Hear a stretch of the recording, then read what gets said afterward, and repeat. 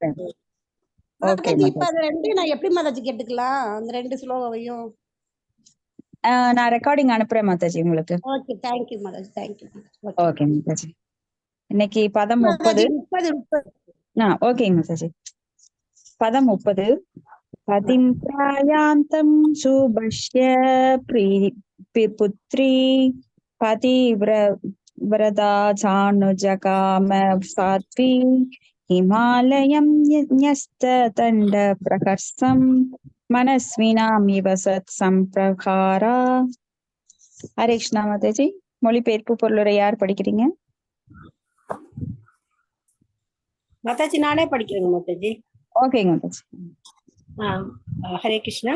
மொழிபெயர்ப்பு: கந்தஹர் அல்லது காந்தார் தேசத்துக்கு சுபல ராஜனின் மகளும் சிறந்த குணவதியும் பதிவிரதியுமான காந்தாரி தம் கணவர் இமயமலை நோக்கி செல்வதைக் கண்டு அவரை பின்தொடர்ந்தாள். வீரர்களுக்கு சூரர்களான எதிரிகளின் சாட்டையடி எப்படி மகிழ்ச்சி அளிக்குமோ அப்படி துறவு வாழ்வை ஏற்றவர்களுக்கு இமாலயம் மகிழ்ச்சியை அளிக்கும். பொருளுரை: சுபலராஜனின் மகளும் திருதராஷ்டிரனின் மனைவியுமான காந்தாரி தன் கணவரிடம் பற்றுக்கொண்ட மிகச்சிறந்த பதிவிரதையாவாள். வேத நாகரீகத்தின் சரித்திரத்தில் குறிப்பிடப்பட்டுள்ள பல பதிவிரதைகளுள் காந்தாரியும் ஒருத்தியாவாள். லக்ஷ்மி தேவியான சீதையும் ஒரு சிறந்த அரசகுமாரிதான். ஆனால் தம் கணவரான பகவான் ராமச்சந்திரனை பின்தொடர்ந்து அவள் வனம் சென்றாள். அதை போலவே காந்தாரி ஒரு பெண் என்பதால் அவள் மாளிகையிலேயே அல்லது தன் தந்தையின் வீட்டிலேயே இருந்திருக்கலாம். ஆனால் சிறந்த குணவதியும் பதிவிரதியுமான அவள் தன் கணவரை பின்தொடர்ந்து வனம் சென்றாள். திருதராஷ்டிரருக்கு துறவு வாழ்வை பற்றிய உபதேசங்களை விதுரர் அளித்த பொழுது காந்தாரியும் தன் கணவருடன் இருந்தாள். ஆனால் போர்க்களத்தில் எல்லா அபாயங்களையும் சந்திக்க தயாராக இருக்கும் மாவீரனை போல் திருதராஷ்டிரர் அச்சமயத்தில் முடிவான நோக்கம் கொண்டிருந்ததால் தன்னை பின்தொடரும்படி காந்தாரிடம் அவர் கூறவில்லை. இனிமேலும் அவர் மனைவியிடமும் உறவினர்களிடமும் பற்று கொண்டவராக இல்லை. திருதராஷ்டிரர் தனியாக செல்ல முடிவு செய்தார். ஆனால் பதிவிரதியான காந்தாரியும் கடைசி வரை அவரையே பின்தொடர்வதென தீர்மானித்தாள். திருதராஷ்டிரர் வானப்பிரஸ்த வாழ்வை ஏற்றார். இந்நிலையில் மனைவி உடனிருந்து கணவருக்கு தொண்டு செய்ய அனுமதிக்கப்படுகிறாள். ஆனால் கணவர் சந்நியாச வாழ்வை ஏற்ற பின் அவருடன் வாழ அவள் அனுமதிக்கப்படுவதில்லை. சமூக வழக்கப்படி சன்னியாசி ஒருவர் இறந்துவிட்டவராக கருதப்படுகிறார். எனவே மனைவி தன் முன்னாள் கணவருடன் எந்த தொடர்பும் வைத்துக் கொள்ளாமல் ஒரு விதவையாக வாழ வேண்டும். திருதராஷ்டிரர் விசுவாசமுள்ள மனைவியுடன் வருவதை ஆட்சேபிக்கவில்லை. துறவு வாழ்வுக்கு அடையாளமாக சன்னியாசி ஒருவர் ஒரு தண்டத்தை ஏற்றுக்கொள்கிறார். இருவகை சன்னியாசிகள் உள்ளனர். ஸ்ரீ பாத சங்கராச்சாரியரை தலைமையாக கொண்டு மாயாவாத தத்துவத்தை பின்பற்றுபவர்கள் ஏகதண்டம் எனப்படும் ஒரு தண்டத்தை ஏற்கின்றனர். ஆனால் வைஷ்ணவ தத்துவத்தை பின்பற்றுபவர்கள் திரிதண்டம் எனப்படும் 3 இணைந்த தண்டங்களை ஏற்கின்றனர். மாயாவாதி சன்னியாசி மாயாவாத தத்துவவாதிகளிடமிருந்து வேறுபட்டவர்கள் என்பதை உணர்த்துவதற்காக திரிதண்ட சுவாமிகள் என்று அல்லது இன்னும் தெளிவாக திரிதண்ட கோஸ்வாமிகள் என்று அழைக்கப்படுகின்றனர். ஏகதண்டி சுவாமிகள் பெரும்பாலும் இமாலயத்தில்தான் காணப்படுகின்றனர். ஆனால் வைஷ்ணவ சன்னியாசிகள் பிருந்தாவனத்திலும் பூரியிலும் அதிக விருப்பம் கொண்டுள்ளனர். சன்னியாசிகள் நரோத்தமர்களாவர். ஆனால் மாயாவதி சன்னியாசிகளோ தீரர்களாவர். திருதராஷ்டிர மகாராஜன் தீரர்களின் நிலையை ஏற்கும்படி அறிவுறுத்தப்பட்டார். ஏனெனில் அந்த நிலையில் நரோத்தமரின் நிலைக்கு உயர்வது அவருக்கு கஷ்டமாகும். ஹரே கிருஷ்ணா மாதாஜி. ஹரே கிருஷ்ணா மாதாஜி. இது கொஞ்சம் பிலாசபி அதிகமா இருக்கும், கவனமா கேட்கணும். இப்போ விதுரர் அட்வைஸ் பண்றாரு திருதராஷ்டிரருக்கு, இனியும் இங்க உட்கார்ந்து இருக்காத, போதும், நீ உண்டு உறங்கி நாய்களை போல மிருகங்களை போல வாழ்ந்தது போதும். உண்பது, உறங்குவது, உடலுறவு கொள்ளுவது, தன்னை பாதுகாத்துக் கொள்ளுவது, இது மனித உடல் கிடைத்த எல்லாருக்கும் இது மட்டும் பத்தாது. அப்போ ஆத்ம ஞானத்தை தேடிக்கொள்ள ஒவ்வொருவரும் முயல வேண்டும். அப்ப இங்க திருதராஷ்டிரன் அந்த ஆத்ம ஞானம் இல்லாம உட்காந்து சாப்பிட்டுட்டே இருக்காரு. அவங்க பசங்கள்லாம் 100 பேரு செத்தப்புறம் கூட நான் தான் ராஜா அப்படிங்கிற ஒரு பொசிஷன்ல யுதிஷ்டர் உட்கார வச்சுட்டார். அப்ப மானம் கெட்டு அவனோட பசங்களெல்லாம் அவங்க பீமன் கொன்னு இருக்காரு. திருதராஷ்டிரனும் நீ வந்து திருதராஷ்டிரன் வந்து ஏகப்பட்ட தொல்லைகள் கொடுத்திருக்காங்க இவங்களுக்கெல்லாம், பாண்டவர்களுக்கு. அப்படிப்பட்ட நீ அவங்க கையிலேயே இப்ப வாங்கி சாப்பிட்டுட்டு அவங்க கொடுக்குற மரியாதையை ஏத்துக்கிட்டு இன்னும் ஜடமா உட்கார்ந்து இருக்கிய, உனக்கு அறிவு இல்லையா?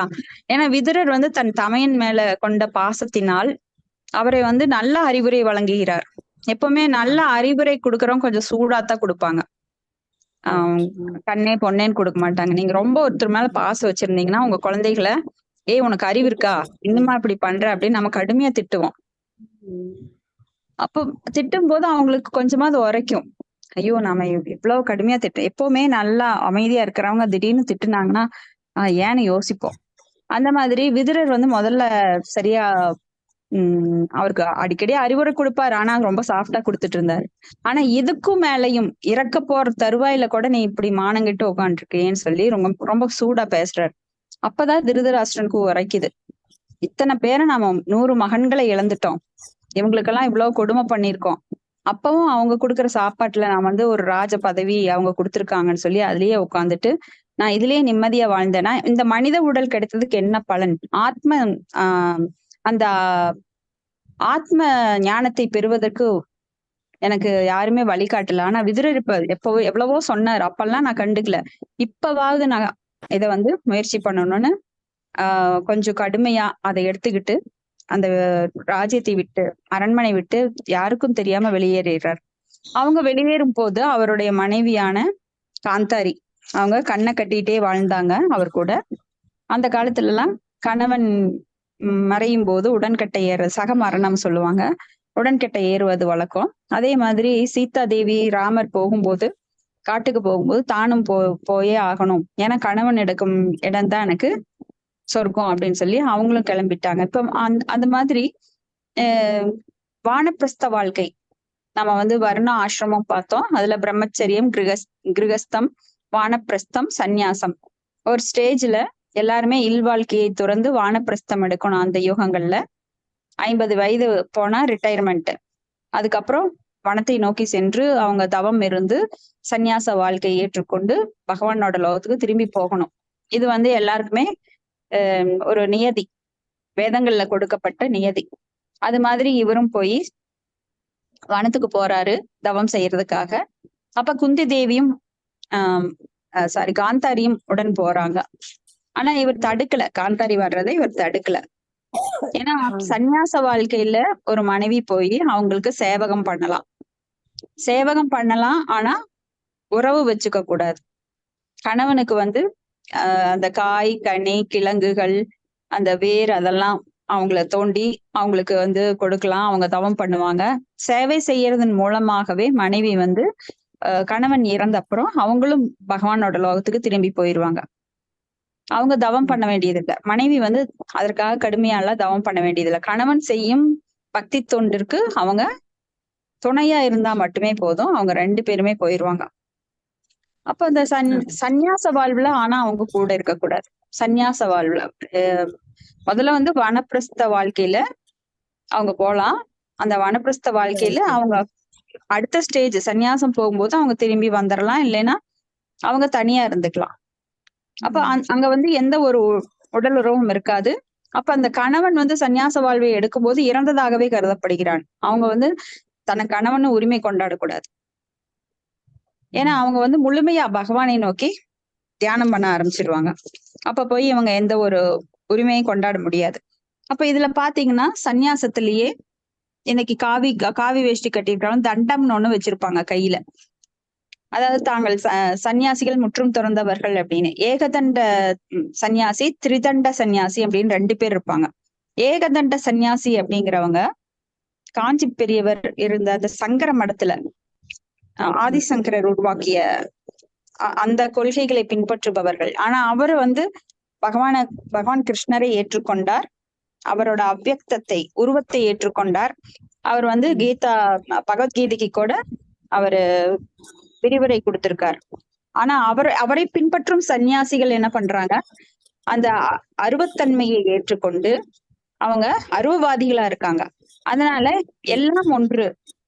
நானும் ஒண்ணு, ஆத்மாவும் ஒண்ணு, பரமாத்மாவும் ஒண்ணு. நான் இறந்த உடனே நானும் பகவான் ஆயிடுவேன் அப்படிங்கிற ஒரு தவறான கொள்கையை பின்பற்றிட்டு ஏகம் ஏகம் அப்படின்னா ஒன்று. அப்போ ஒரே ஒரு தண்டத்தை வச்சிருப்பாங்க.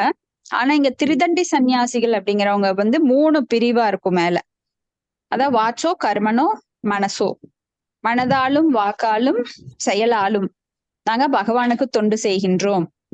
நான் வேற, ஆத்மா வேற, பகவான் வேற அப்படிங்கிறதை தெளிவா அவங்க அந்த கொள்கையில் இருக்கிறதுனால அவங்க வைஷ்ணவர்கள் எனப்படுகிறார்கள், திரிதண்ட சன்னியாசிகள்.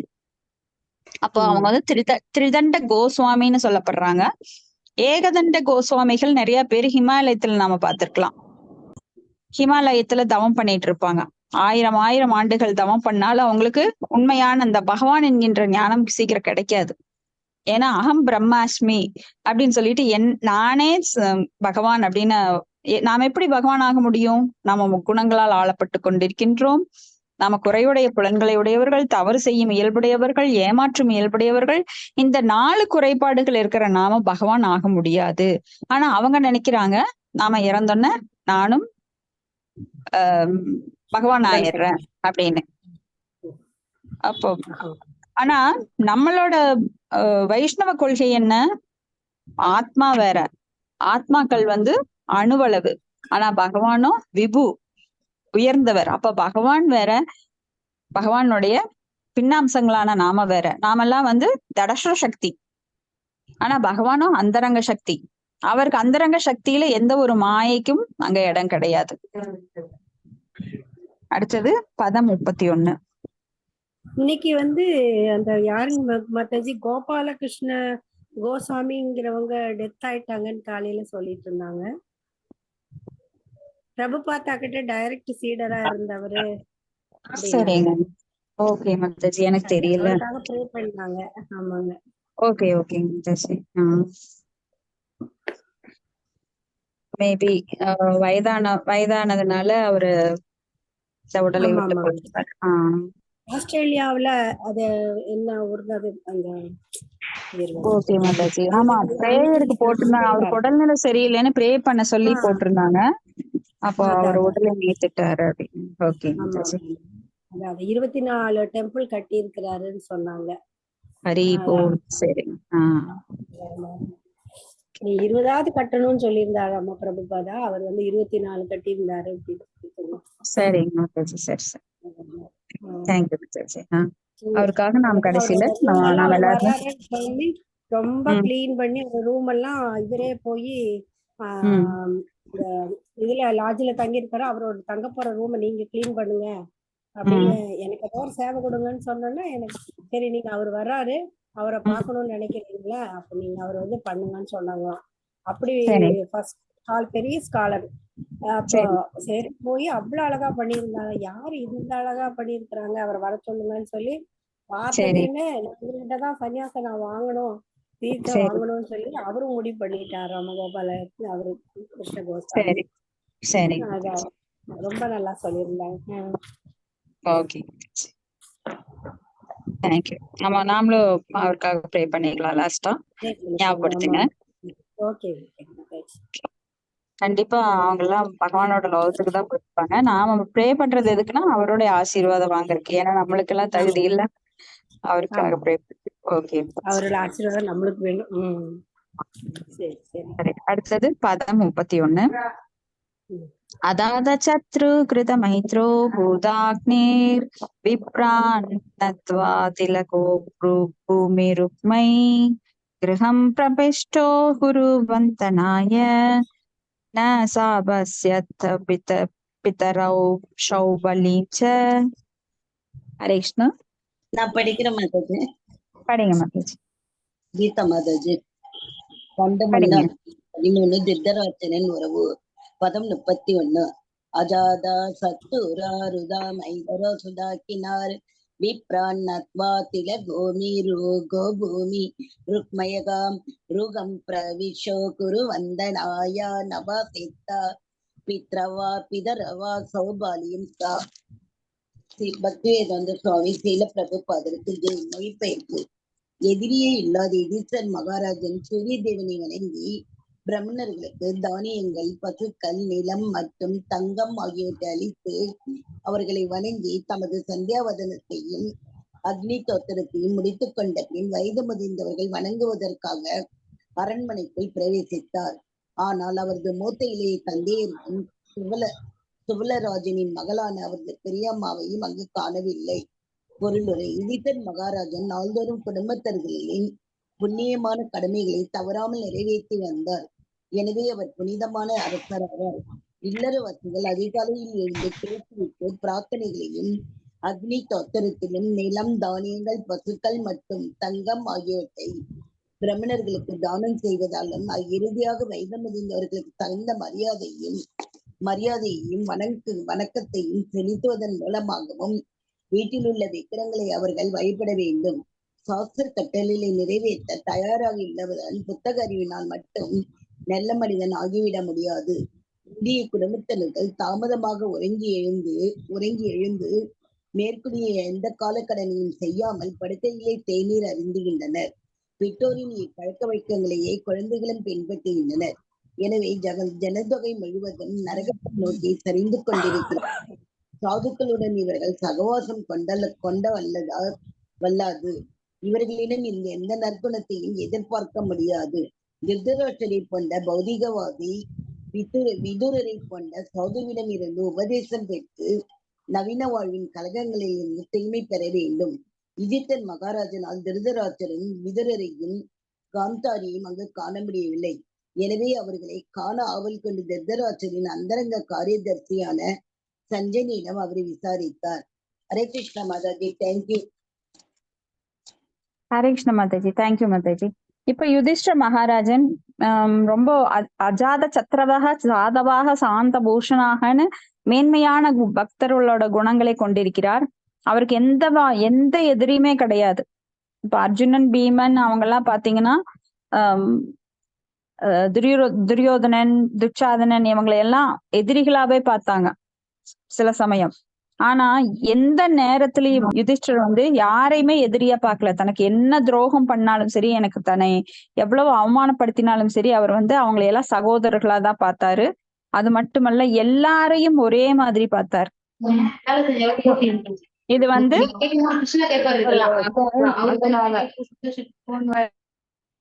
இது ஒரு மேன்மையான குணம்.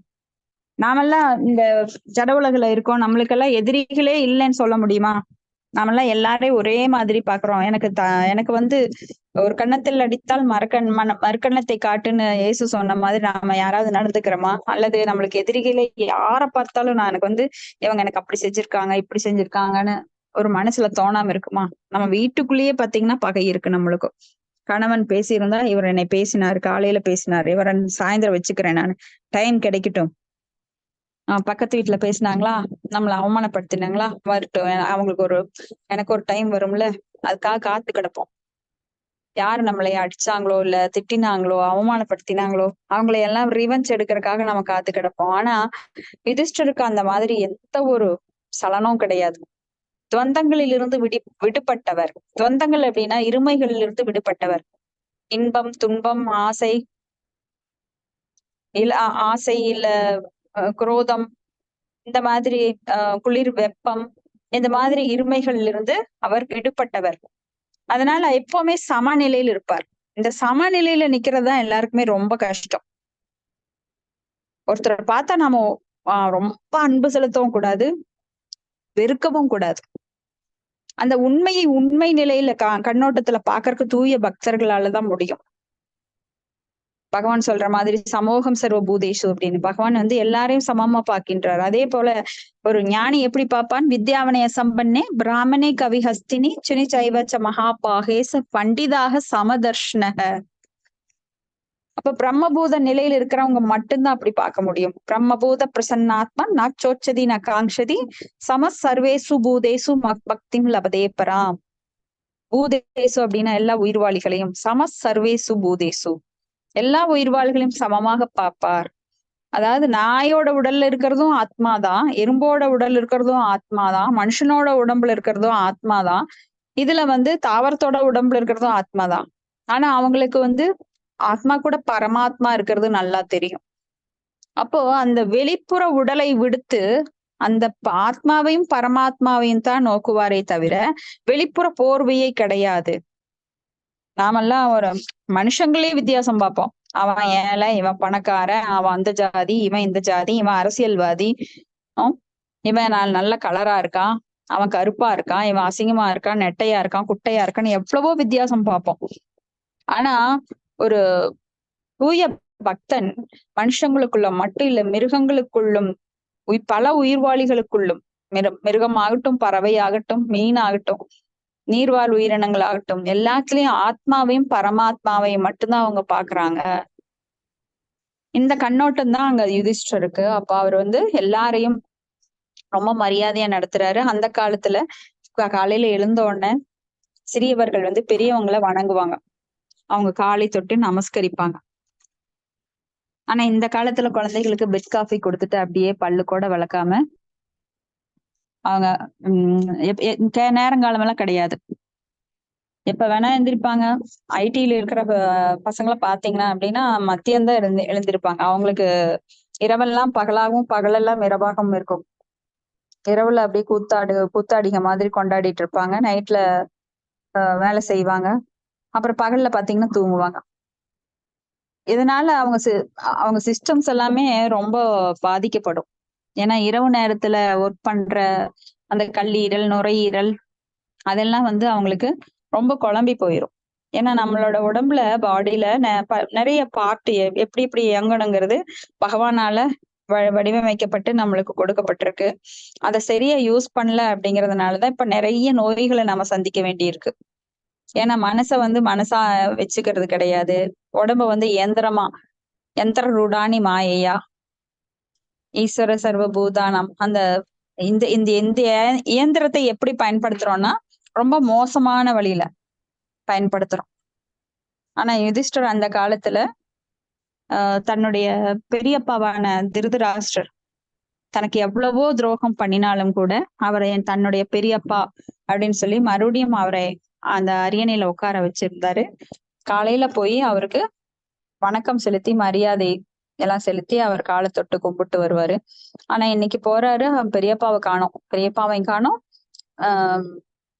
காந்தாரியும் காணோம், பெரியம்மாவையும் காணோம். உடனே அவர் துடிச்சு போய் விசாரிக்க ஆரம்பிக்கிறார். பதம் 32. தத்ர சஞ்சயம் ஆசீனம் பப்ரச்சோத்விக்ன மானசஹ காவல்கணே க்வனஸ்ததோ தாதோ விருத்தோஹீனஸ்ச நேத்ரயோ. மொழிபெயர்ப்பு: யுதிஷ்ட மகாராஜன் அங்கு அமர்ந்திருந்த சஞ்சயனை நோக்கி திரும்பி கவலையுடன் வினவினார். ஓ சஞ்சயா, வயது முதிர்ந்தவரும் குருடருமான நம் பெரியப்பா எங்கே? அவருக்கு கண்ணு தெரியாது, ஆனா வயது ரொம்ப வயசாயிருச்சு. அப்ப அவருடைய அந்தரங்க காரியதர்சியான சஞ்சயன் தான் குருச்சேத்திர போர்க்களத்துல நடந்ததையெல்லாம் பட்ட வருத்தமா சொல்லிட்டு இருக்காரு.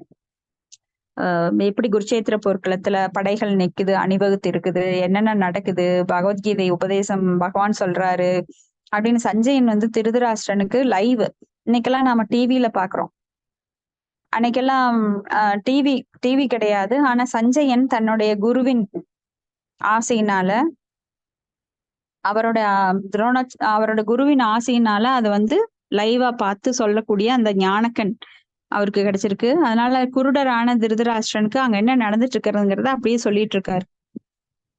அப்ப அந்த சஞ்சயன் வீட்டு தான் இப்ப கேக்குறாரு, பெரியப்பா எங்க அப்படின்னு சொல்லி. அடுத்தது பதம் 33. அம்பாச்சஹத புத்ரார்த்தா பிருத்திவ்யகவத கத சுக்ருத் அபிமயக்ருத பிரக்ஞே சதபந்து ச பாயயா ஆச்சம் சமான சமலம் காங்காயாம் துக்கிதோ அபதத். ஹரே கிருஷ்ணா. யார் படிக்கிறீங்க மாதாஜி?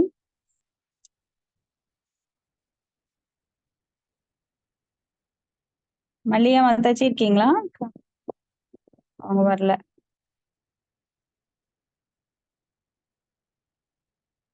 ஹரே கிருஷ்ணா. யார் படிக்கிறீங்க? நான் படிக்கிறேன் மாதாஜி. படிங்க மாதாஜி, படிங்க.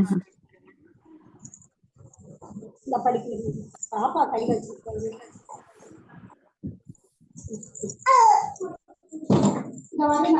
ஒரு நிமிஷம். மொழிபெயர் பொருளை வழங்கியவர் ஆஷா பக்தி வேதாந்த சுவாமி சில பிரபாதிக்கு. என் நலனில் அக்கறை கொண்டிருந்த சிற்றப்பா விதுரரும் மாங்காடின் மரணத்தால் பெரும் துன்பத்திற்கு உள்ளாகியிருந்த பெரியம்மா காந்தாரியும் எங்கே? என் பெரியப்பாவோட திருதராஷ்டர் அவரது எல்லா மகன்களும் பேரன்களும் மரணமடைந்ததால் அதிக வருத்தத்திற்கு உள்ளாகியிருந்தார். நான் மறந்திற்கு பிடிக்காதவன் ஆகிவிட்டேன் என்பதில் சந்தேகம் இல்லை. எனவே என் குற்றங்களை பெரிதாக எடுத்துக்கொண்டு மனைவியுடன் அவரும் கங்கையில் மூழ்கினாரா? பொருளுரை. பாண்டவர்கள், குறிப்பாக யுதிஷ்டிர மகாராஜன் அர்ஜுனனும் குருஷேத்திர போரின் பின்விளைவுகளை எண்ணி பார்த்ததால் போரை நிறைவேற்ற தயங்கினார். பகவானின் விருப்பப்படியே யுத்தம் நிறைவேறியது. ஆனால் முன்பு அவர்கள் நினைத்ததை போலவே குடும்பத்தில் இப்பொழுது பாதிப்பு ஏற்பட்டு விட்டது. திருதராஷ்டிரர் மற்றும் காந்தாரி ஆகியோரின் மோசமான நிலைமையை பற்றி யுதிஷ்டர் உணர்ந்திருந்தார். எனவே அவர்களது வயதான பருவத்திலும் துக்கம் மேலிட்ட நிலையிலும் அவர்களை நன்கு கவனித்துக் கொண்டார். ஆகவே அரண்மனையில் அவர்களை காணாத போது இயல்பாகவே அவருக்கு சந்தேகம் எழுந்தது. கங்கையில் மூழ்கி இறந்திருப்பார்களோ என்று எண்ணினார். தந்தையற்ற பாண்டவர்களுக்கு திருதராஷ்டிர மகாராஜன் எல்லா ராஜரீகமான வசதிகளையும் அளித்திருந்தார். அதற்கு கைமாறாக திருதராஷ்டிரன் எல்லா மகன்களையும் அவர் குருஷேத்திர போரில் கொன்றுவிட்டார். பக்தி மிகுந்தவரான யுதிஷ்டர் தவிர்க்க முடியாத அவர்கள் கெட்ட செயல்கள் அனைத்தையும் கணக்கில் எடுத்துக்கொண்டார். திருதராஷ்டிரனும் அவரது சகாக்களும் செய்த குற்றங்களை அவர் எண்ணி பார்க்கவே இல்லை. பகவானின் விருப்பப்படி திருதராஷ்டிரர் அவரது சொந்த குற்றங்களின் பலன்களை அனுபவித்து விட்டார். ஆனால் யுதிஷ்டரோ தவிர்க்க முடியாத தமது சொந்த குற்றங்களை பற்றி மட்டுமே நினைத்துக் கொண்டிருந்தார். இதுவே ஒரு நல்ல மனிதரான பகவத் பக்தரின் இயல்பாகும். குற்றம் காணாமல் தமது சொந்த குற்றங்களை மட்டுமே கண்டுபிடித்து இயன்ற அளவு அவற்றை திருத்திக் கொள்ள முயல்வார். ஹரே கிருஷ்ண மாதாஜி. ஹரே கிருஷ்ண மாதாஜி. தேங்க்யூ மாதாஜி. அப்போ இங்க யுதிஷ்டிர மகாராஜன் தன்னுடைய பெரியப்பாவுக்கு துரோகம் பண்ணிட்டுதா அவர் நினைக்கிறாரு. ஏன்னா அந்த பசங்க 100 பேரையும் துரியோதனன், துச்சாதனன் எல்லாரையும் கொன்னுட்டாரு, 100 பசங்களை. அப்ப அதனால ரொம்ப அவருக்கு கில்ட்டி கான்சியஸ், நாம இவ்வளவு பேரை கொன்னுட்டோமேன்னு. இருந்தாலும் திருதராஷ்டிரர் எவ்வளவோ துயரங்கள் துன்பங்கள் கொடுத்தும் கூட அவரை நல்ல முறையில கவனிச்சுக்கிறாரு. வயதான தன் தந்தையை போலவே கவனிச்சுக்கிறாரு, சொந்த தந்தை போலவே. ஆனா திருதராஷ்டிரர் இவர்கள் மாற்றாருடைய பசங்க அப்படின்னு சொல்லிதான் அவர் கவனிச்சார். அத முதல் ஸ்லோகத்திலேயே நம்ம பார்க்கலாம். திருதராஷ்டிர உவாச்ச தர்மச்சேத்ரே குருச்சேத்தே சமவேதாயுத்சவ மா மகா பாண்டவா சைவ கிம் அகுர்வத சஞ்சய அப்படின்னு. அதாவது குருவம்சத்தின் புத்திரனால தன்னுடைய பசங்களும் பாண்டுவின் பசங்களும் என்ன செய்து கொண்டிருக்கிறார்கள் போர்க்களத்துல அப்படின்னு கேக்குறாரு. அப்பயே பிரிச்சுக்கிறாரு. குருவம்சம்னாலே பாண்டவர்களும் சேர்ந்துதான் குருவம்சம். ஆனா தன்னுடைய தம்பியோட பெயரை சொல்லி அவங்க பசங்கன்னு தனியா பிரிக்கிறார். ஆனா திருதராஷ்டிரன் அப்படி யுதிஷ்டர் அப்படி பார்க்கல. திருதராஷ்டிரன் தன் சொந்த தந்தை போலவே அங்க கவனிச்சுட்டு இருக்காரு அரண்மனையில. ஆனா திடீர்னு காணாம போயிடுறாரு. ஏன்னா யுதிஷ்டர் என்ன பண்றாருன்னா தன் சொந்த குற்றங்களை பற்றி மட்டுமே நினைத்து கொண்டிருக்கிறார். இது ஒரு தூய பக்தனோட சிம்டம். ஒரு தூய பக்தன் எப்பவுமே அவங்க இப்படி பண்ணிட்டாங்க, இவங்க அப்படி பண்ணிட்டாங்க அப்படின்னு சொல்லி ஆள்காட்டி விரல், அதனாலதான் நம்ம ஆள்காட்டி விரலை நம்ம சாண்டிங்க்கு பயன்படுத்துறது கிடையாது. ஆள்காட்டி விரல் குற்றம் சொல்லுவது. அவங்க அப்படி பண்ணாங்க, இவங்க அப்படி பண்ணாங்க, கையை நீட்டி நீட்டி நாம அவங்கள சொல்லிட்டே இருப்போம். ஆனா அந்த கையை ஒரு விரலை நீட்டுறப்போ மற்ற விரல்கள் எல்லாம் நம்மை சுட்டி காட்டுகின்றது, நீதான் தப்பு பண்ணிருக்கேன்னு. நாம இதை ஏற்கனவே பார்த்திருக்கோம். நிமித்த மாத்திரம் பவசவ்ய சாட்சினேன்னு பகவான் சொல்றாரு. அப்போ எல்லாருமே ஒரு கருவிகள் தான். நம்ம வாழ்க்கையில யாராவது நம்மளுக்கு துரோகம் பண்ணினாங்க, நம்மளுக்கு ஏதாவது திட்டினாங்க, அவமானப்படுத்தினாங்க அப்படின்னா, எப்படி ஒரு கல்லுல போய் நம்ம கால் படுறப்போ அந்த கல்லை தூக்கி நம்ம அடிக்க மாட்டோம், என் கால் அடிச்சுட்டேன், என் கல்லாம் அடிச்சுட்டேன் அப்படின்ட்டு.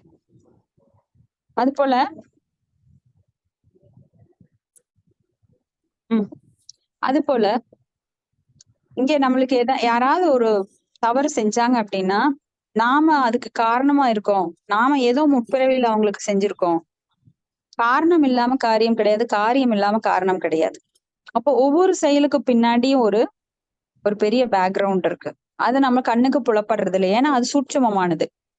நம்ம ஜட கண்களுக்கு புலனாவது கிடையாது. ஏன்னா ஜட கண்கள் மாயினால் அகப்பட்டது. அது பார்ப்பது எல்லாமே பொய்யான காட்சிகள், உண்மையான காட்சி கிடையாது.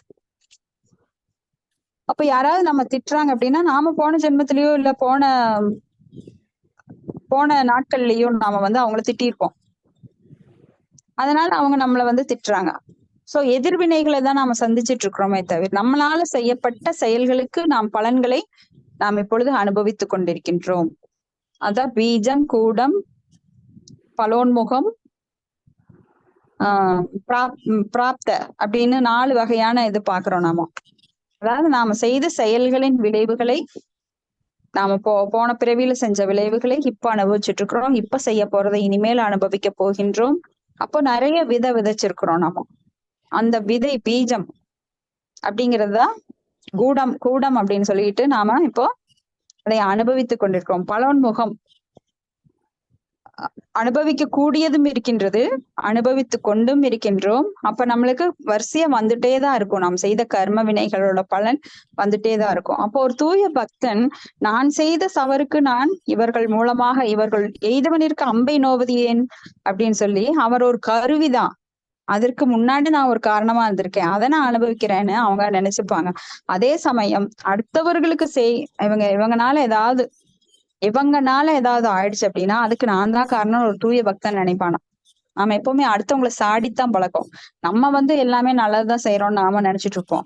ஆனா குற்றம் சொல்லுவதை விட நமது குற்றங்களை நாம் திருத்திக் கொள்வது மேன்மையானது. இது ஒரு தூய பக்தனோட குவாலிட்டி. அப்போ குற்றம் சொல்வதை நிறுத்திவிட்டு நம்ம கிட்ட என்ன குற்றங்கள் இருக்கு அப்படிங்கிறத யுதிஷ்ட மகாராஜா மாதிரி ஆராய்ந்து பார்க்க வேண்டும். அப்போ நாம கடவுளுக்கு ரொம்ப நெருங்கினவங்க ஆயிருவோம். ஏன்னா இது தூய பக்தர்களோட குணம். பக்தர்கள் மட்டுமே பகவானை அணுக முடியும், அபக்தர்கள் அணுக முடியாது. அடுத்தவங்களை குத்தம் சொல்லிட்டு இருக்கிறவங்களால பகவான் உள்ள பார்க்கவே முடியாது. பரமாத்மாவும் பார்க்க முடியாது, பகவானாவும் பார்க்க முடியாது, பிரம்மஜோதியாவும் பார்க்க முடியாது. ஏன்னா அதுக்கு எல்லாமே பக்தி இருந்தாதான் பிரம்மஜோதிக்கு அடுத்து பகவான் பரமாத்மா, அதுக்கடுத்தது பகவான் அப்படிங்கிற நிலையை நாம் அடைய முடியும். அப்ப தூய பக்தனோட குவாலிட்டி என்ன? அடுத்தவர்களை குற்றம் சொல்லாமல் தன் குற்றத்தை பெரிதாக எடுத்து அதற்காக வருந்துவது. அடுத்தது பதம் 34. பிதரி உபரதே பாண்டவ் சர்வான் சுக்ருத சுசூன் அரக்ஷதாம் வியக்ஷணத பித்ருயௌக்வ கதாவித. மொழிபெயர்ப்பு. என் தந்தை பாண்டு சின்னதா இருக்கும் மாதாஜி, படிச்சுக்கிறேன் நான். என் தந்தை பாண்டு இறந்த போது நாங்கள் அனைவரும் சிறு குழந்தைகளாக இருந்தோம். இவ்விரு தந்தையரும் எல்லா துன்பங்களிலிருந்தும் எங்களை பாதுகாத்தனர். அவர்கள் எப்பொழுதும் எங்கள் நலனில் அக்கறை கொண்டிருந்தனர். ஐயோ, அவர்கள் எங்கே சென்று விட்டனர்? இப்ப பெரியப்பாவை காணணும் ரொம்ப துடிச்சு போறாரு தர்மராஜர், யுதிஷ்ட மகாராஜ். அடுத்தது பதம் 35. சூத உவாச்ச கிருபயா ஸ்நேஹ வைக்லவ்யாத் சூதோ கிரஹ கர்ஷிதக ஆத்மேசரம் அசானோன பிரத்யாஹாதி பீடிதக. ஹரே கிருஷ்ணா.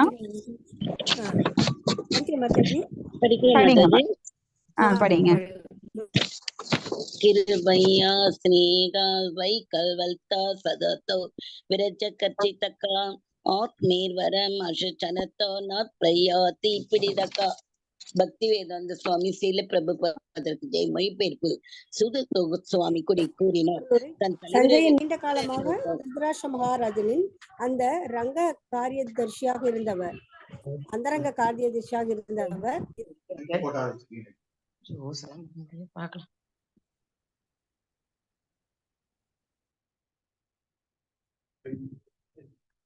ஹரே கிருஷ்ணா. யாரு படிக்கிறீங்க மாதாஜி? 2 பேர் படிச்சீங்க, இப்ப 2 பேருமே நிறுத்திட்டீங்க. இறுதியாக தனக்கு தெரியாமலே ஹரே கிருஷ்ணா மாதாஜி. ராஜலட்சுமி மாதாஜி சொல்லுங்க மாதாஜி. கொஞ்சம் விட்டு விட்டு வருது. அப்படிங்க, அதான் டிஸ்டர்பன்ஸ், போன் வந்துட்டே இருக்குங்க மாதாஜி, அதனால.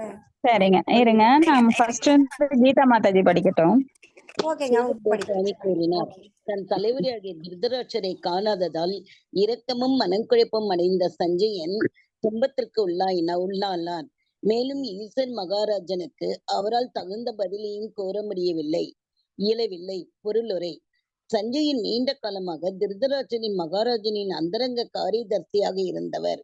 இதனால் திருதராட்சரின் வாழ்க்கையை சரித்திரத்தை நன்கறியும் வாய்ப்பு அவருக்கு ஏற்பட்டது. மேலும் இறுதியாக தனக்கு தெரியாமலே திருதராஷ்டிரர் வீட்டை விட்டு வெளியேறிவிட்டார் என்பதை அறிந்ததும் அவரது மன வருத்தம் எல்லையை மீறியது. திருதராஷ்டிரரிடம் அவர் மிகவும் இரக்கம் கொண்டார். ஏனெனில் குருதேஸ்வர யுத்தத்தில் அவர் மக்கள், பணம் முதலான அனைத்தையும் இழந்தார். இறுதியில் அவரும் அவரது மனைவியும் பெரும் ஏமாற்றத்துடன் வீட்டை விட்டு வெளியேற வேண்டியதாயிற்று. விதுரா திருதராஷ்டிரரின் அகக்கண்களை திறந்ததால் அவர் இல்லம் என்னும் இருண்ட கிணத்தில் இருந்து வெளியேறி பெரும் உற்சாகத்துடன் உயர்ந்த வாழ்வை நோக்கி புறப்பட்டு விட்டார் என்பது சஞ்சயனுக்கு தெரியாது. எனவேதான் சஞ்சயன் தன் மனதிற்கு உட்பட்டவாறு சூழ்நிலையை இன்னதென்று முடிவு செய்தார். தற்போதைய வாழ்வை திறக்க பின் கிடைக்கும் உயர்ந்த வாழ்வில் ஒருவர் பூரண நம்பிக்கை கொண்டிருக்க வேண்டும். இல்லையெனில் செயற்கையான உடையாளலோ அல்லது வீட்டை விட்டு வெளியேறி இருப்பதாலோ ஒருவரால் துறவு வாழ்வில் நீடித்திருக்க முடியாது. ஹரே கிருஷ்ண மாதாஜி, தேங்க்யூ. ஹரே கிருஷ்ண மாதாஜி, தேங்க்யூ மாதாஜி. இப்ப திருதராஷ்டிரன் இல்லைன்னு இவருக்கு ரொம்ப கஷ்டமாயிடுச்சு. ஏன்னா விதுரர் வந்து திருதராஷ்டிரோட கண்களை திறந்ததுனால, அதாவது அட்வைஸ் பண்ணி, இன்னும் நீ இங்க இருக்கியா, உனக்கு வெக்கம் இல்லையா, மானம் இல்லையா,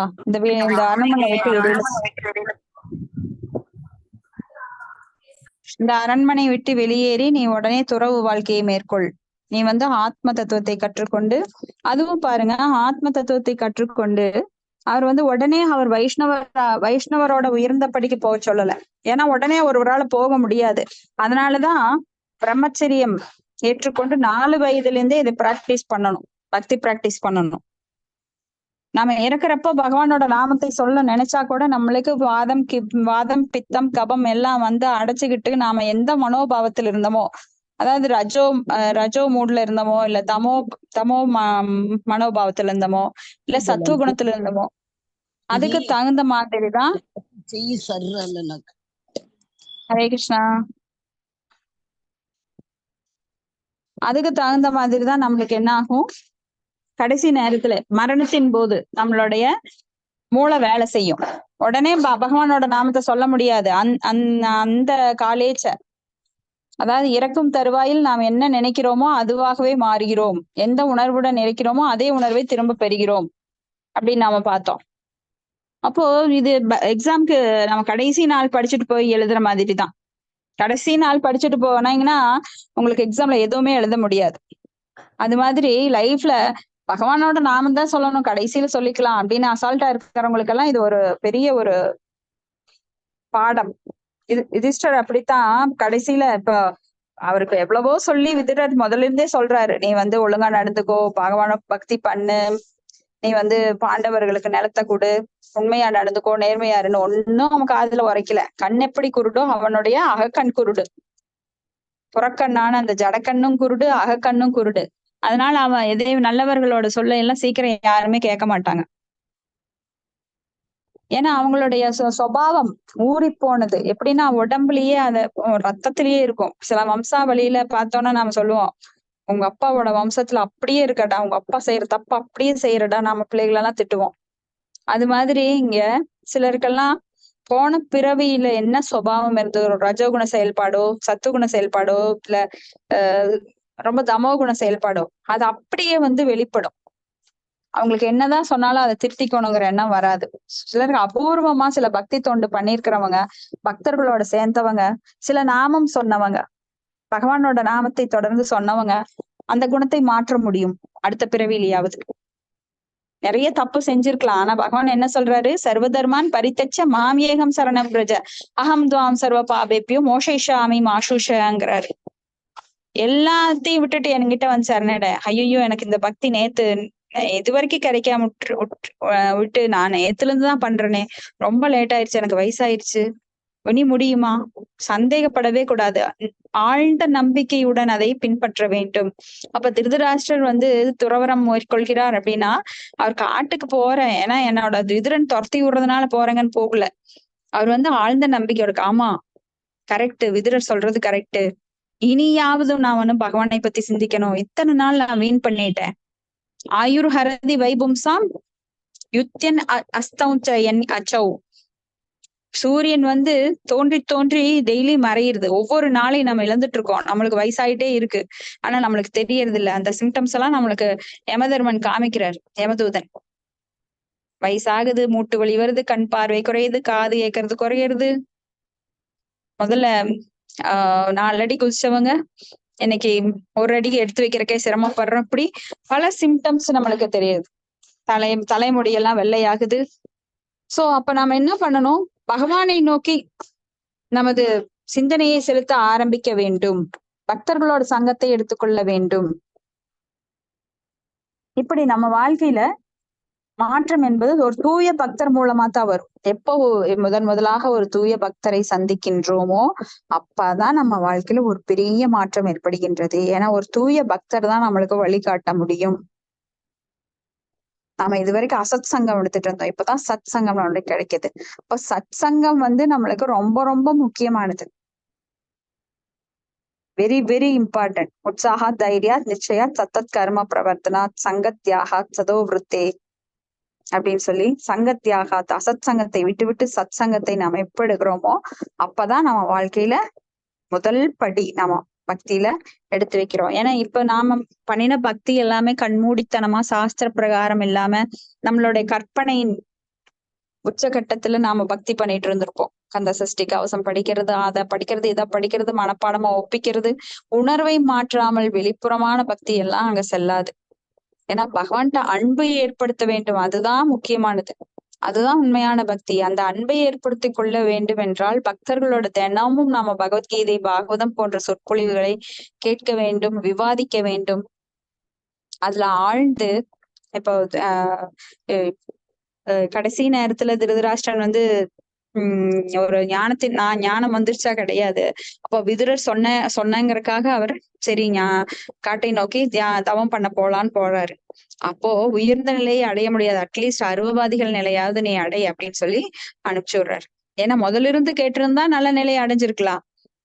இது கடைசியில போய் கண்கிட்ட பிறகு சூரிய நமஸ்காரம் எப்படி பண்ண முடியும்? அப்பவும் நம்மளுக்கு டேமேஜ் தான். அப்போ காலம் தாழ்த்தாமல் பக்தியை விரைவாக எடுத்துக்கொண்டு பக்தி தொண்டு செய்ய வேண்டும் அப்படிங்கிறது நம்மளுக்கு இதுல தெரிய வருது. அடுத்தது பதம் 36. விம்ருஜ்யாஸ்ருணி பாணிப்யாம் இஷ்டப்யாப்ஞானம் ஆத்மனா அஜாத சத்ரும் பிரத்யூச்சே உபாதாவ் அனுஸ்மரன். மொழிபெயர்ப்பு. முதலில் அவர் மெதுவாக தம் மனதை புத்தியால் சமாதானப்படுத்தினார். பிறகு கண்ணீரை துடைத்துக் கொண்டு தன் தலைவரான திருதராஷ்டிரரின் பாதங்களை சிந்தித்தவாறு யுதிஷ்ட மகாராஜனுக்கு பதிலளிக்க துவங்கினார். சஞ்சயன் கிட்ட இவர் கேட்கிறாரு. அப்ப சஞ்சயன் பதில் சொல்ல தொடங்குறாரு யுதிஷ்ட மகாராஜனுக்கு. பதம் 37. சஞ்சய உவாச்ச நாஹம் வேதவ்ய வசிதம் பித்ரோர்வ குலநந்தன காந்தார்யா வா மகாபாகோ முஹீதோ அஸ்மி மகாத்மபி. மொழிபெயர்ப்பு. சஞ்சயன் கூறினார், எனது அன்பு குரு வம்சத்தினரே, உங்களுடைய இரு தந்தையர் மற்றும் காந்தாரி ஆகியோரின் நோக்கத்தை பற்றி எனக்கு ஒன்றும் தெரியாது. அரசே, அச்சிறந்த ஆத்மாக்களினால் நான் ஏமாற்றப்பட்டு விட்டேன் அப்படின்னு சஞ்சயன் சொல்றார். பொருளுரை. சிறந்த ஆத்மாக்களும் பிறரை ஏமாற்றக்கூடும் என்பது ஆச்சரியம்தான். ஆனால் சிறந்த ஆத்மாக்கள் உயர்ந்த நோக்கத்திற்காக பிறரை ஏமாற்றுவது உண்மையே. துரோணாச்சாரியரின் முன் பொய் சொல்லும்படி யுதிஷ்டருக்கு கிருஷ்ணர் அறிவுரை கூறினார். அதுவும் உயர்ந்த நோக்கத்திற்கேயாகும். பகவான் அதை மாதாஜி. ஏன் மாதாஜி நீங்க படிச்சுட்டு இருக்கீங்க? படிங்க மாதாஜி, சரியா இருக்கு. இல்ல நீங்க நீங்க படிச்சு சொல்றதுக்கு சொல்ல வலிக்குங்களா? படிக்க மாதாஜி. தேங்க்ஸ் மாதாஜி, படிங்க மாதாஜி.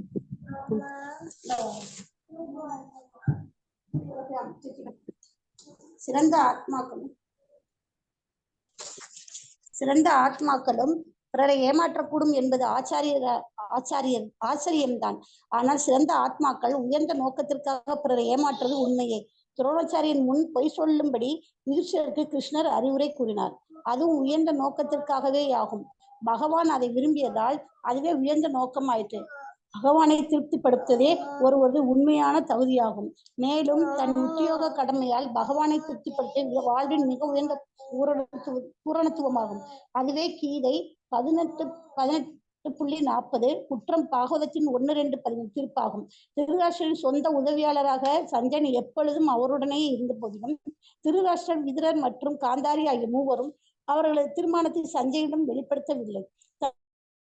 கலந்தாலோசிக்காமல் திருதராஷ்டிரால் எதையும் செய்ய முடியாது என்றுதான் சஞ்சயன் எண்ணியிருந்தார்.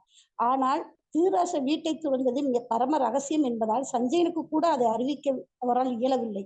சனாதன கோஸ்வாமியும் கூட ஸ்ரீ சைதன்ய மகாபிரபுவை சென்று காண்பதற்காக சிறை காவலாளியை ஏமாற்றினார்.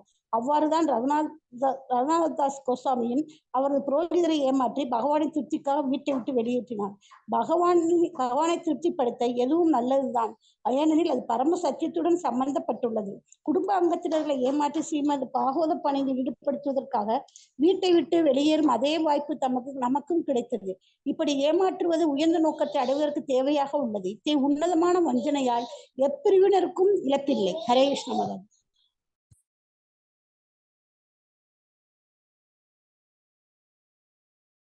ஹரே கிருஷ்ண மாதாஜி, தேங்க்யூ மாதாஜி. இப்போ திருவள்ளுவர் கூட சொல்லியிருக்காரு, அதாவது ஒரு பொய்யும் உண்மையை மறைத்து ஒரு பொய் சொல்றது கூட சில சமயங்கள் நன்மை பயக்கும் எனில் அது சொல்லலாம் அப்படின்னு சொல்லிட்டு. அந்த திருக்குறள் எனக்கு தெரியல, யாராவது தெரிஞ்சவங்க இருந்தா சொல்லுங்க. அது மாதிரி சில சமயங்கள் பக்தர்கள் பிறரை ஏமாற்றுவது கூட நல்லதுதான் அப்படின்னு. அப்ப இங்க திருதராஷ்டிரர் சொல்லிக்காம கொள்ளிக்காம தனது அந்தரங்க காரியதர்சியான சஞ்சயன்கிட்ட கூட அவர் சொல்லல. ஏன்னா சஞ்சயனை கலந்துதான் எல்லா முடிவுகளையும் எடுப்பார். சஞ்சயன் நினைச்சிட்டு இருக்காரு, அவருக்கு கண்ணு தெரியாதனால எல்லாமே என்னைத்தான் அவர் கேட்டாகணும், நான் தான் அவருக்கு எல்லாமே அப்படின்னு அவன் நினைச்சிட்டு இருக்கான் சஞ்சயன். அப்ப இப்ப சொல்றாரு, என்கிட்ட கூட சொல்லாம அவரு என்னை ஏமாத்திட்டு போயிட்டாரு அப்படின்னு. ஏன்னா அப்படி வெளியேறுவதற்கு இங்க பாசம் ஒரு தடையா இருக்கு.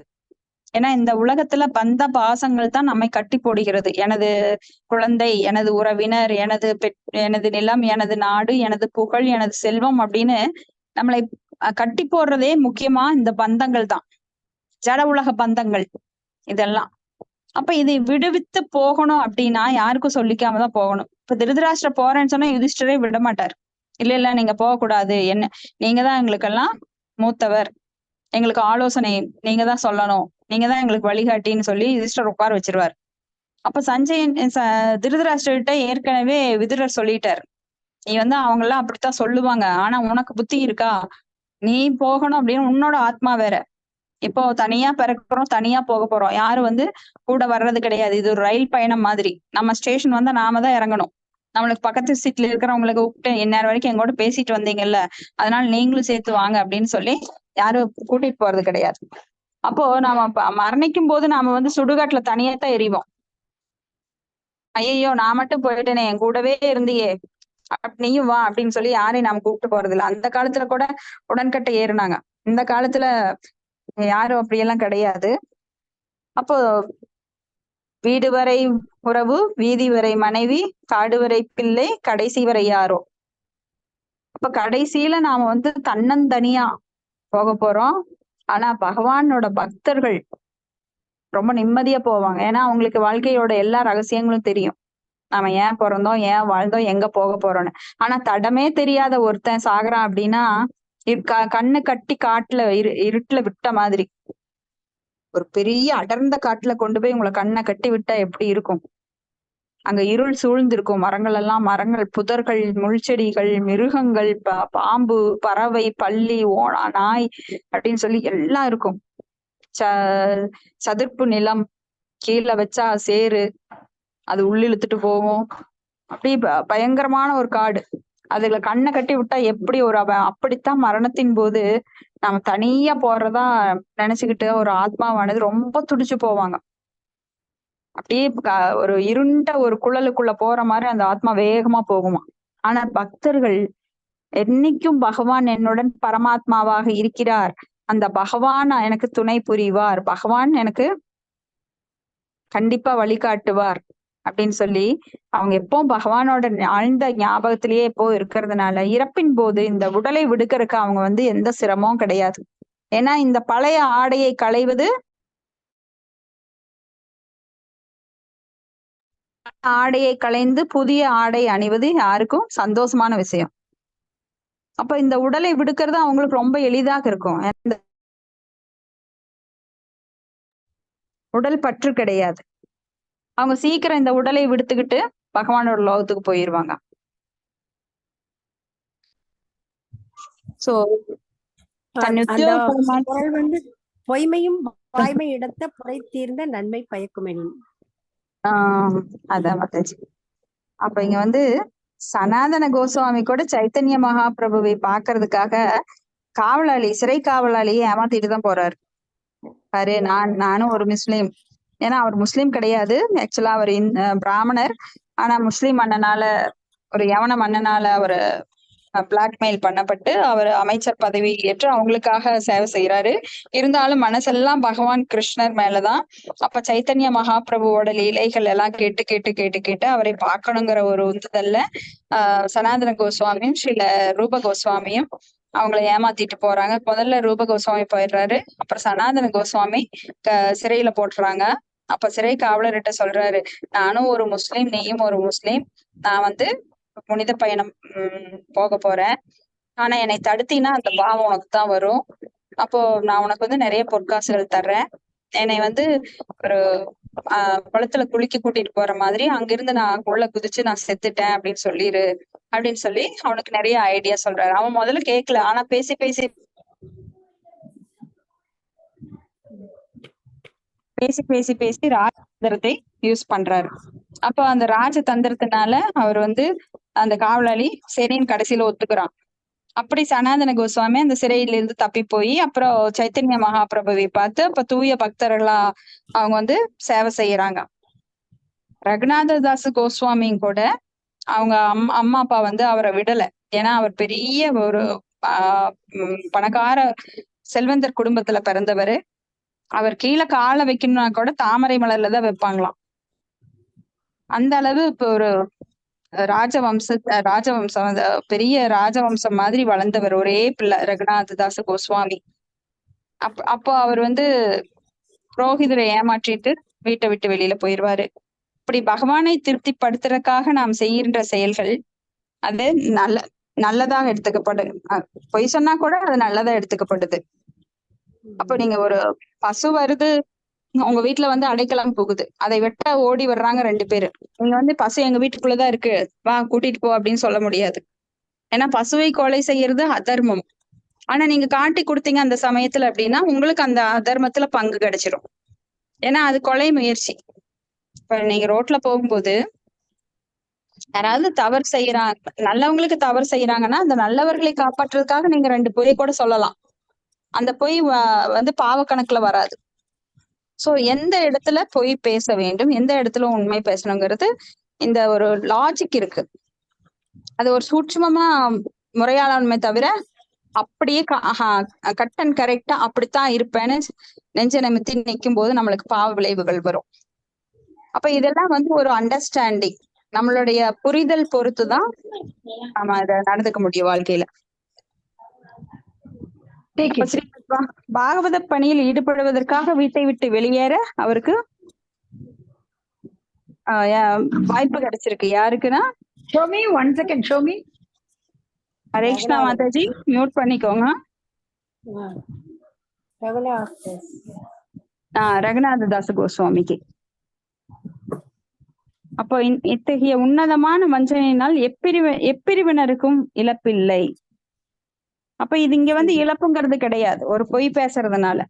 இப்ப மாடு வந்து நீங்க இந்த மாட்டை புடிச்சிட்டு போ அப்படின்னா உங்களுக்கு பாவம் வரும். ஆனா அந்த மாடு உயிரோட இருக்குது அப்படின்னா அது லாபம் தானே, அந்த கெட்டவனுக்கும் நல்லது தானே. ஏன்னா அவன் வெட்டல, அந்த கெட்டவன் வந்து அந்த மாட்டை வெட்டி இருந்தானா அவனுக்கு பாவம் வரும். நீங்க காப்பாற்றுறதுனால அவனும் காப்பாற்றப்படுகிறான், மாடும் காப்பாற்றப்படுது, உங்களுக்கும் நன்மை. அப்ப எல்லா பிரிவினருக்கும் நன்மை கிடைக்குது அந்த இடத்துல. பதம் 38. அதாஜ காம பகவான் நாரத சக தும்புருக பிரத்யுத்தாய பிவாத்யாக சானுஜோ அப்யர்ச்சனயன் முனின். ஹரே கிருஷ்ணா. நான் படிக்கிறேன் மாதாஜி. படிங்க மாதாஜி. மொழிபெயர்ப்பு. சஞ்சயன் இவ்வாறு பேசிக்கொண்டு இருக்கும் பொழுது பகவானின் தூய பக்தரான ஸ்ரீ நாரதர் அவரது தம்புராவுடன் அங்கு எழுந்து நின்றார். யுதிஷ்ட மகாராஜனும் அவரது சகோதரர்களும் ஆசனங்களிலிருந்து எழுந்து வணங்கி அவரை முறையாக வரவேற்றனர். பொருளுரை: தேவரிஷி நாரதர் பகவானின் மிகவும் அந்தரங்கமான பக்தர் என்பதால் அவர் இங்கு பகவான் என்று வர்ணிக்கப்படுகிறார். பகவானின் அன்பு தொண்டில் உண்மையாக ஈடுபட்டு உள்ளவர்கள் பகவானையும் அவரது மிகவும் அந்தரங்கமான பக்தர்களையும் சமமாக நடத்துகின்றனர். இத்தகைய அந்தரங்கமான பக்தர்கள் பகவானுக்கு மிகவும் பிரியமானவர்களாக உள்ளனர். ஏனெனில் பகவானின் புகழை பரப்புவதற்காக இவர்கள் எல்லா இடங்களுக்கும் பிரயாணம் செய்து பக்தரற்றவர்களை பகவானின் பக்தர்களாக மாற்ற மிகவும் பாடுபடுகின்றனர். ஜீவன் பகவானின் அங்கம் என்பதால் அவனால் நாத்திகனாக இருக்க முடியாது. ஆனால் நாத்திகனை போல் உள்ள ஜீவன் வாழ்வின் பக்குவ நிலையில் இல்லை என்பதை புரிந்து கொள்ள வேண்டும். பகவானின் தூய பக்தர்கள் இத்தகைய மாயைக்குட்பட்ட ஜீவன்களை மாயையிலிருந்து விடுவிப்பதால் பகவானுக்கு இவர்கள் பிரியமானவர்கள் ஆகின்றனர். நம்பிக்கையற்றவர்களையும் பக்தரற்றவர்களையும் மாற்றுவதற்காக பகவானின் பெருமைகளை உன்னதமாக பிரச்சாரம் செய்பவரை விட தமக்கு அதிக பிரியமானவர் வேறொருவரும் இல்லை என்று கீதையில் பகவான் கூறுகிறார். நாரதரை போன்ற இத்தகைய சிறந்த பக்தர்களுக்கு பகவானுக்கு அளிக்கும் அதே மரியாதையை அளிக்க வேண்டும். வீணையை வாசித்து கொண்டு பகவானின் பெருமைகளை பாடுவது தவிர வேறு வேலை நாரதருக்கு இல்லை. எனவே யுதிஷ்ட மகாராஜனும் அவரது சகோதரர்களும் நாரதரை போன்ற ஒரு தூய பக்தரை வரவேற்பதில் முன்னுதாரணமாக விளங்கினர். ஹரே கிருஷ்ண மாதாஜி. ஹரே கிருஷ்ண மாதாஜி. இப்ப நாரத முனிவர் பற்றி நாம நிறைய பார்த்திருக்கோம். அவர் வந்து சர்வலோக சஞ்சாரி. எந்த லோகத்திலயும் அவரால் போக முடியும். இப்ப நாமெல்லாம் ஒரு அமெரிக்கா போகணும் அப்படின்னாலே விசா எடுக்கணும், நாம நிறைய ஃபார்மாலிட்டிஸ் எல்லாம் பார்க்கணும், அந்த நாட்டோட ரூல்ஸ் எல்லாம் ஃபாலோ பண்ணணும். இந்த மாதிரி ஏகப்பட்ட ரூல்ஸ் இருக்கு நம்மளுக்கு. ஆனா நாரதர் ஒரு உலகத்திலிருந்து, ஒரு பிரபஞ்சத்திலிருந்து இன்னொரு பிரபஞ்சமோ, இல்ல ஒரு லோகத்திலிருந்து இன்னொரு லோகமோ, சத்தியலோகம், பூர் புவ ஸ்வ அப்படின்னு பூர்லோகம், புவர்லோகம், ஸ்வர்கலோகம், மகர்லோகம், தபோலோகம், இந்த எங்க போனாலும் அவருக்கு வந்து விசா எல்லாம் வேண்டியது இல்லை. அவர் எப்ப வேணா போலாம். நம்மளுக்கெல்லாம் ஒரு இடத்த விட்டு இன்னொரு இடத்துக்கு போகணும் அப்படின்னாலே நம்மளுக்கு அமெரிக்கா போகணும்னாலே நிறைய ஃபார்மாலிட்டிஸ் இருக்கு.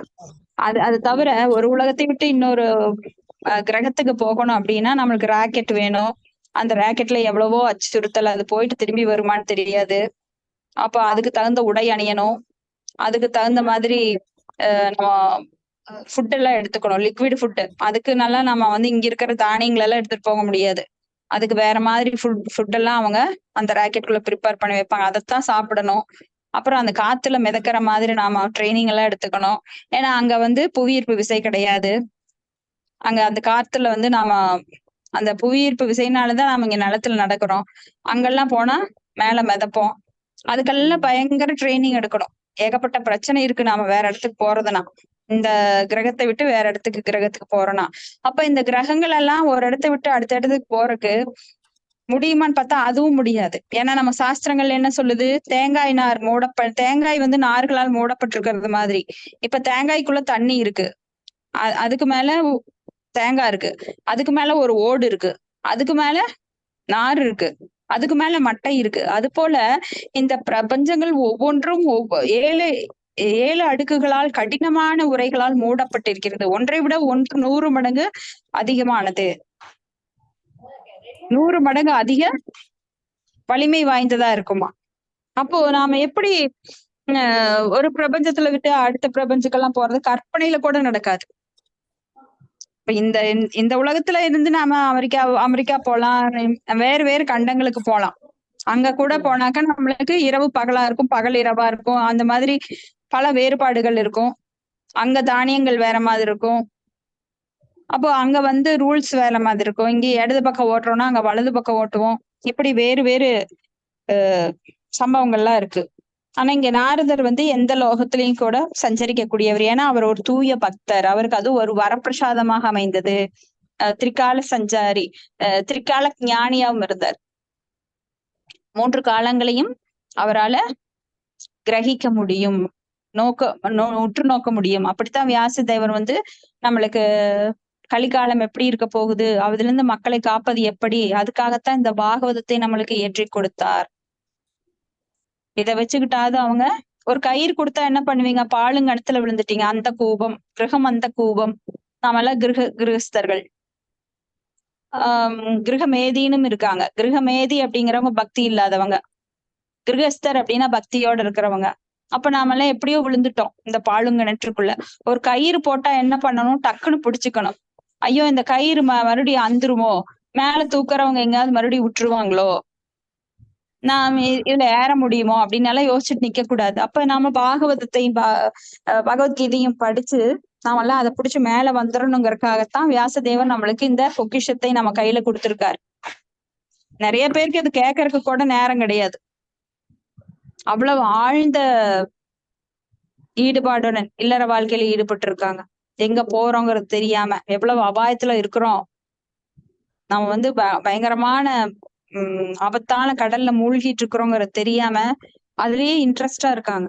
மறுபடியும் நாம இந்த புதையல் கிடைக்குமா, கடலுக்குள்ள தேடலாமா அப்படின்னு ரிஸ்க் எடுத்து பண்ணிட்டு இருக்காங்க. ஆனா நாமெல்லாம் பக்தர்களுக்கு தெரியும் இது ரொம்ப ஆபத்தானது இந்த பௌதிக வாழ்க்கை. அப்ப நாரதர் முனி அங்க வர்றாரு. வந்து யுதிஷ்டிர மகாராஜா ரொம்ப கவலைப்பட்டுட்டு இருக்காரு. ஏன்னா பக்தர்கள் கவலையோடு இருக்கும்போது பகவான் யாரையாவது அனுப்புவார் நம்மளுக்கு ஆதரவா, ஒரு தூய பக்தரை அனுப்புவார். நம்ம வாழ்க்கையில அதெல்லாம் நாம பார்த்திருக்கிறோம். நம்ம ரொம்ப சஞ்சலமா இருக்கும்போது நம்மளுக்கு யாராவது ஒருத்தர் மூல பகவத்கீதை பாகவதம் கிடைச்சதுன்னா அது எவ்வளோ பெரிய பொக்கிஷம், எவ்வளவு பெரிய சொல்யூஷன். அது மாதிரிதான் இங்க நாரதரே வர்றார் பகவானோட கிருபையினால யுதிஷ்டரோட குழப்பத்தை தீர்க்கறக்கு. அப்போ இந்த மாதிரி தூய பக்தர்கள் எதுக்காக வர்றாங்கன்னா ஜீவன்களை மாயிலிருந்து விடுவிக்கிறதுக்காக வர்றாங்க. அதனால அவங்க பகவானுக்கு ரொம்ப பிரியமானவங்களா இருக்காங்க. ஏன்னா இது மாபெரும் ரகசியம். எல்லாருக்குமே வந்து பிறப்பு இறப்பு மூப்பு பிணி அப்படிங்கிற சிக்கல்ல சிக்கி தவித்து பல கோடி ஜென்மங்கள் எடுத்து இந்த ஜீவ யாத்திரையை எப்படி முடிப்பது என தெரியாமல் விழித்திருக்கும் இந்த பந்தப்பட்ட ஆத்மாக்களுக்காக தூய பக்தர்களை பகவான் அனுப்புறாரு. ஆனா அந்த தூய பக்தர்கள் தங்களுடைய நலன் கருதாமல் சுயநலம் இல்லாம, அதனாலதான் அவங்க வந்து பகவானுக்கு ரொம்ப பிரியமானவங்க. ஏன்னா பகவானுடைய அந்த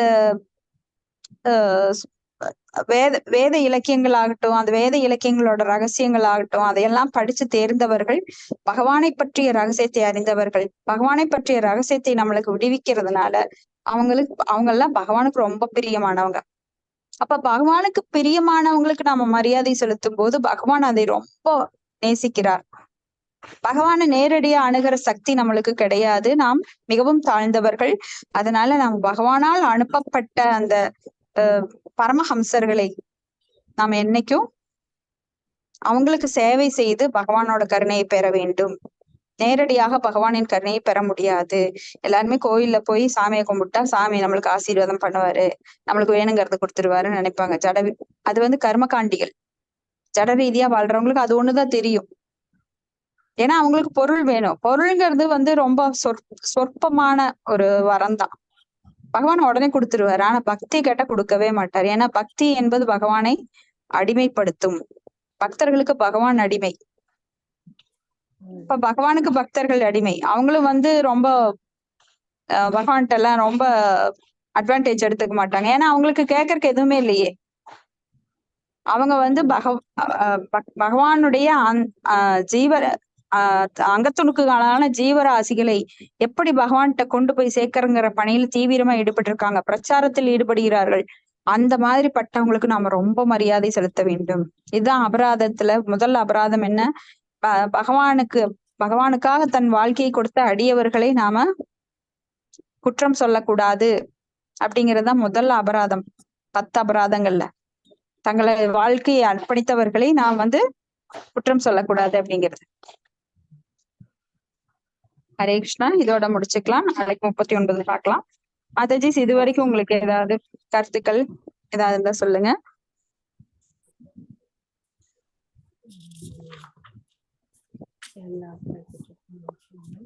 ஹரே கிருஷ்ணா. இன்னைக்கு நம்ம குரூப்ல திலகவதி மாதாஜி புதுசா வந்திருக்காங்க. அவங்களோட பக்தி முன்னேற்றத்திற்காகவும் ஆச்சாரியர் இறந்தாங்க. கோபாலகிருஷ்ணன். அவருக்காகவும்